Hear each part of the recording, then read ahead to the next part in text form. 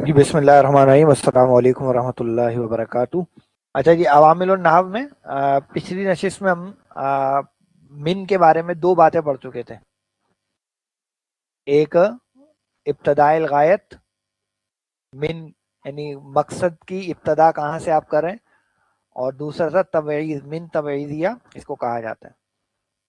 अब इसमें अगली जो है वो तबयीन के लिए यानी वजाहत के लिए, जैसे फज तनेबो रिस्सा मिनल अवसान, तुम सब बचो गंदगी से, लेकिन वो गंदगी किस चीज में है? मिनल अवसान यानी बुतों में से, यानी तुम बुतों की गंदगी से बचो। यानी ये यानी वाला जो लफ्ज है ना, यानी मिन का तर्जुमा आप यानी वाला करें तो उस वक्त वो कहलाएगा मिन लित तबयीन।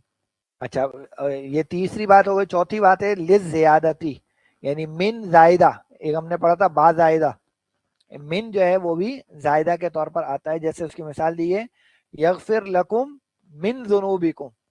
अब असल में यहाँ मिन का की जरूरत नहीं है, ये यगफिर लकुम जुनूबकुम है, लेकिन वो जुनूब बा मिन आने की वजह से जुनूबी हो गया। लेकिन मिन का तर्जुमा नहीं होता, यानी वो बख्शेगा तुम्हारे लिए तुम्हारे गुनाह, तुम्हारे गुनाह।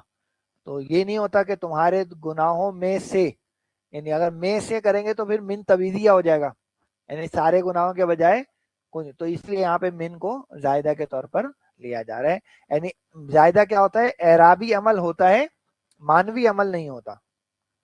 जब भी किसी हर्फ को हम जायद कहते हैं तो जायद का मतलब है एराब तो उसका आएगा, लेकिन मायने में उसका असर नहीं दिखेगा। अच्छा जी, उसके बाद जो हमारा अगला हर्फ जार है वो है इला। इला के बारे में बताया जा रहा है ली इंतहा इल गायती फिल मकान, यानी किसी मकान की इंतहा के बारे में, मुंतहा मकसूद के बारे में बताया जाए। जैसे पिछली मिसाल में आया था सिर तो मिनल बसरती इलल कूफती, मंजिल क्या है? कूफा। तो मैंने सैर की बसरा से कूफा तक, तो ये कूफा जो है वो मेरा मुंतहा हो गया, मेरी इंतहा हो गई गायत की। ठीक है। उसके बाद ये मुसाहबत के बारे में भी आता है, यानी इला बमाने मा, इला बमाना मा। जैसे यहाँ आ रहा है कि वला ताकुलू अम्वालहुम इला अम्वालिकुम, ये इला की जगह असल में क्या है? मा, यानी वला ताकुलू अम्वालहुम मा अम्वालिकुम। तो माँ के बजाय माँ के माना में यहाँ इला इस्तेमाल हो गया। अच्छा, इसमें फिर इसको छोड़ते हैं, हम आगे चलते हैं। फिर है हमारे पास हत्ता। हत्ता जो है वो भी इंतहाए गायत, लेकिन वो जमान वक्त के बारे में होती है। हत्ता का लफ्ज ज्यादातर वक्त के बारे में होता है, और इला का लफ्ज ज्यादातर मकान के बारे में आता है। ये चीज यहाँ पर वाज़ेह हो रही है। इला की दो हैं बिल्कुल, एक इंतहाए गायत और एक मुसाहबत।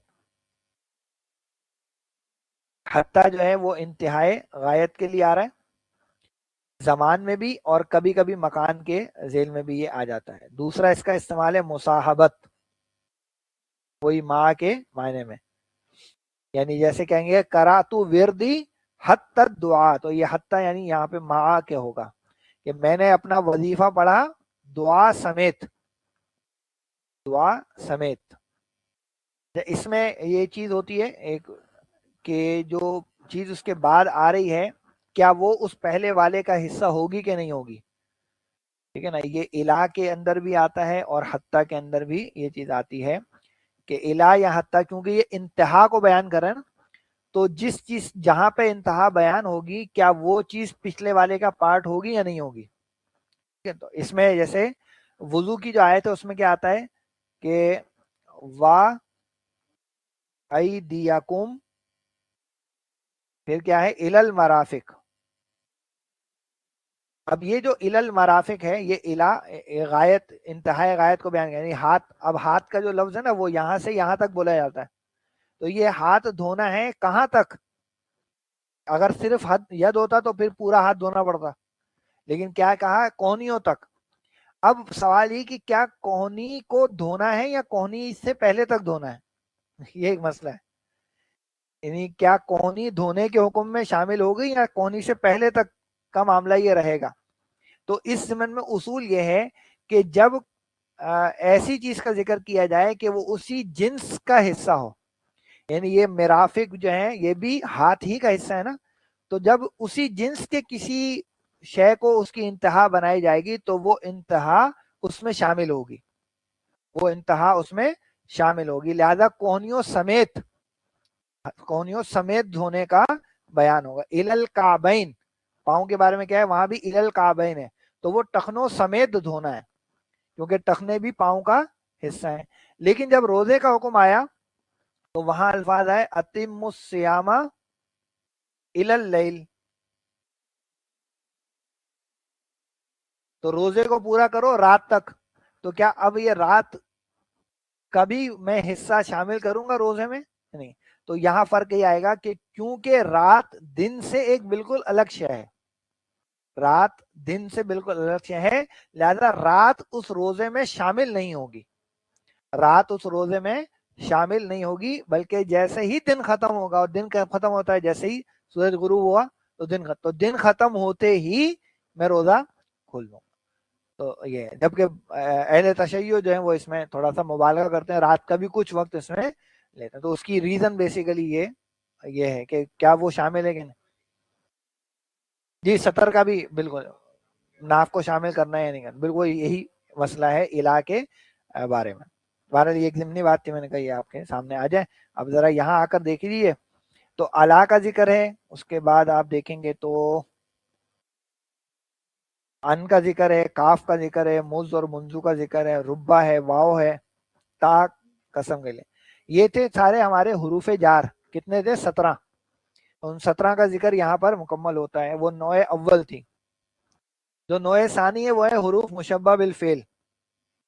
نوع ثانی کیا ہے؟ حروف مشبہ بالفعل، تو وہ کیا ہے؟ انا، انا، کانا، لاکنہ، لیتا اور لالا، ان میں سے ہر ایک جو ہے اس کا استعمال آپ کو بتایا گیا ہے یہاں پر۔ پھر تیسری جو نوع ہے وہ ہے ما و لا، ما و لا مشابہ بھی لیسا، تو ان کا اثر آپ کو دکھایا گیا، اس کی مثال آ گئی۔ چوتھی جو قسم ہے وہ کیا ہے؟ حروف تنصب الاسم فقط، اسم کو نصب دینے والی، اس میں جو ہے وہ زیادہ تر ہمارے وہ ہیں حروف ندا ہیں۔ ہاں نو رابع نا، میں وہیں پہ ہوں، نو رابع میں ہے، یہ ہمارے پاس 7 حروف ہیں جو اسم کو نصب دیتے ہیں۔ اس میں جو واو ہے وہ واو میت کا ہے، اور اسی طریقے سے اللہ جو ہے وہ استثناء کے لیے ہے، اور باقی جو آگے حروف ہیں وہ حروف ندا ہیں۔ وہ کون کون سے ہیں؟ یا، ایا، حیا، ای اور حمزہ۔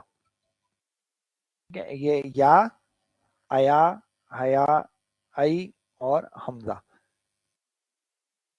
تو هذه الحروف الخمسۃ تنصب الاسم اذا كان مضافا الى اسم آخر نحو یا عبد اللہ و آیا غلام زید و حیا شریف القومی و ای افضل القومی و آ عبد اللہ و آ عبد اللہ، یہ سب جو ہے وہ نصب دیں گے۔ کب دیں گے؟ جب وہ مضاف الیہ ہوں، اور اگر مضاف الیہ نہیں ہوں گے تو وہ پھر تنوین کو خفیف کر دیں گے، یا زید یا رجل وغیرہ۔ پھر جو قسم ہے وہ ہمارے ہیں حروف تنصب الفعل المضارع، فعل مضارع کو نصب دینے والے، جن کو ہم کیا کہتے ہیں؟ ناصب مضارع، تو وہ آپ کو دیے گئے ہیں، جیسے ان، لن، کئی اور اذن، ان کے استعمالات سے آپ واقف ہیں ماشاءاللہ سے۔ پھر ہمارا ہے حروف تجزم الفعل، تجزم الفعل، یہ 5 ہیں، لم، لما، لی، لا اور ان شرطیہ، ان، من اور جتنے بھی وہ شرط کے حروف ہیں وہ سب اس میں آ جاتے ہیں۔ اس کے بعد 7ویں قسم جو ہے وہ کیا ہے؟ اسماء تجزم الفعل المضارع حال کونها مشتملۃ علی معنی ان، یہ ہمارے اسماء استفہام ہیں، لیکن یہ اسماء شرط کے معنی میں استعمال ہوتے ہیں، ٹھیک ہے نا، تو ان کو ہم کہتے ہیں اسماء شرط، ہے نا، من، ما، ایون، متا، اینما، انا، مہما، حیثما اور اذما، یہ ہے وہ شروع میں جو اشعار ہم نے پڑھے تھے نا، وہاں پہ بھی ان کا تذکرہ ہم کر چکے ہیں۔ اچھا، اس کے بعد 8ویں قسم جو ہے وہ کیا ہے؟ تنصب الاسماء النکرات، ہے نا، کچھ ایسے اسما ہیں جو نصب دیتے ہیں. تو ایک ہے تمیز، اس میں تمیز ہو کر نصب میں آتی ہے، اور تمیز ہماری جو گنتی ہے 11 سے لے کر 99 تک کی جو گنتی ہے اس میں یہ سب آ جاتے ہیں. تو آحد او اسنین الی تسن، اور یہ ساری چیز احد عشر رجلا وغیرہ. تو یہ ساری اور اس گنتی میں پھر انہوں نے مزید تفصیل آپ کو دی ہے. اس کے کافی سارے تفصیلی اعراب جو ہیں وہ یہ دیکھیں نقشہ اعداد ممیز، پورا ایک چارٹ دیا ہوا ہے نقشہ اعداد ممیز کا. یہ بیسیکلی وہ جو عربی میں باتیں لکھی ہوئی تھی نا ان کو انہوں نے ایک چارٹ کی صورت میں یہاں دے دیا آگے. اچھا اب اس میں کم ہے کائن قضا وغیرہ. اچھا پھر کیا ہے نویں قسم میں کیا ہے اسماء تسمى اسماء الافعال. تو یہ ہمارے پاس کچھ خاص ہیں جن کو اسم الفعل کہا جاتا ہے. اسم الفعل ہوتے اسم ہے لیکن کام فعل کا کرتے ہیں، کچھ ماضی کا کام کرتے ہیں اور کچھ امر کا کام جو ہے وہ اس میں کر رہے ہوتے ہیں. کے بعد 10ویں جو قسم ہے وہ افعال ناقصہ کی ہے، کانا وغیرہ. تو یہ کتنے تھے ہمارے پاس؟ یہ 13. یہ دیکھیں ثلاثۃ عشرہ، ثلاثۃ عشرہ یعنی 13 ہمارے پاس ہیں یہ افعال ناقصہ. افعال ناقصہ کیا کرتے ہیں؟ جیسے کانا کا اسم رفع میں آئے گا، خبر نصب میں جائے گی. پھر ہمارے پاس اگلی جو قسم ہے وہ ہے 11ویں قسم، وہ ہے افعال مقاربہ. یہ بھی افعال ناقصہ ہی کی ایک ذیلی قسم ہے، لیکن اس میں ذرا قربت کا پہلو آ رہا ہوتا ہے. جیسے آسا ہے، قادہ ہے، یعنی قریب ہے کہ ایسا ہو جائے، ممکن ہے کہ ایسا ہو جائے. پھر 12ویں قسم جو ہے افعال مدح و ذم ہے. 13ویں قسم میں افعال قلوب ہیں جن کا تعلق جو ہے وہ ذرا دل سے ہوتا ہے، اور یہ 2 مفعول ان کو پھر چاہیے ہوتے ہیں، 2 مفعول ان کو چاہیے ہوتے ہیں. اچھا جی پھر اس کے بعد قیاسی. یہ سارے تھے لفظی عوامل، یہ سارے تھے لفظی عوامل جو کہ تھے 91، یاد ہے 91. پھر 7 ہیں ہمارے پاس قیاسی عوامل. قیاسی میں کیا ہے؟ جو فعل ہمارا ہے وہ فاعل رفع میں آتا ہے وغیرہ وغیرہ، وہ چیزیں اس میں آ رہی ہیں. پھر اسی طریقے سے ہم دیکھتے ہیں اور آگے چیزیں 7 یہ ہیں، اور ان 7 کے بعد جو ہے وہ ہمارے پاس 2 رہ جاتے ہیں، یعنی 91 لفظی، 7 قیاسی اور 2 مانوی. تو 2 مانوی آ رہے ہیں فمنہا عددان. مانوی جو ہیں وہ 2 ہیں. ایک کیا ہے ابتدا، یعنی مبتدا کو رفع دینے والا اس کو ابتدا کہا جاتا ہے، اور دوسرا جو ہے وہ فعل مضارع کا عوامل سے خالی ہونا.